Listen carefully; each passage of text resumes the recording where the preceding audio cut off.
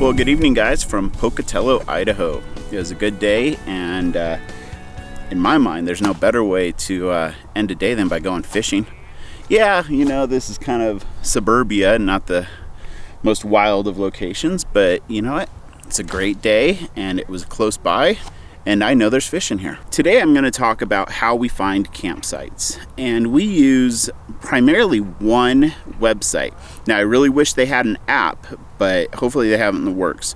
But our favorite source for finding campsites is hands down campendium.com. Aside from their very interactive and helpful map, I actually really like the fact that they tell you what your cell phone service is at each location for the 4 major carriers. That would be like T-Mobile, Sprint, Verizon, and AT&T.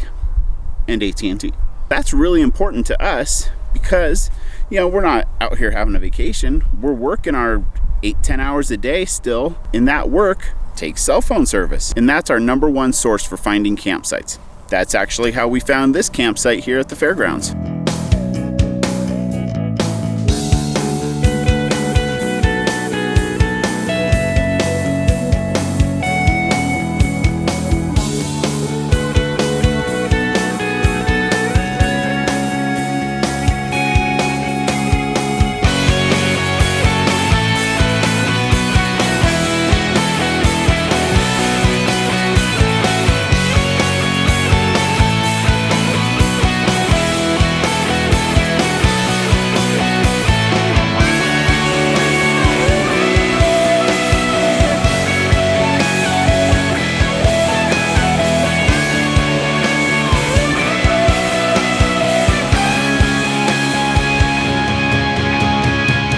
Alright, that was fun.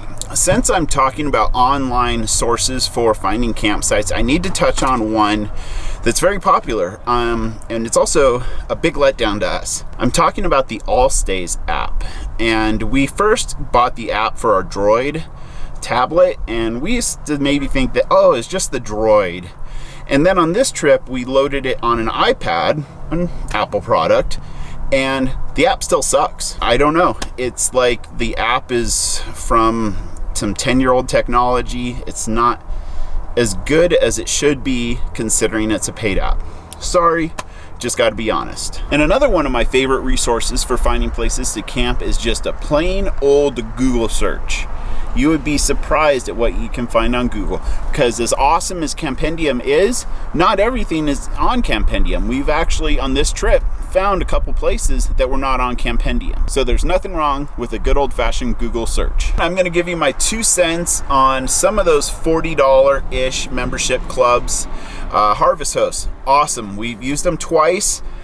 We let our membership expire for now, but maybe when we're in like wine country on this trip, we'll renew it so we can stay at some vineyards. The next one is Passport America. We really like this. Our membership expires in December because we bought our membership in Texas, in Austin, on our last go around of the country.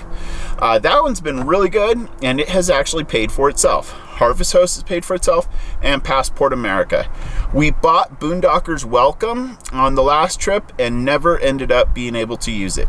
So I don't know. I'm not saying that it's a bad one. I'm just saying that in the areas where we were and when we looked at it, it did not work well for us, so we let it expire. So last but not least is local knowledge. And this is where you guys come in, because we've gotten tips on places to camp from you guys because you see us traveling around on our Facebook and Instagram account. So I have to say, you guys are an amazing resource because you guys are everywhere.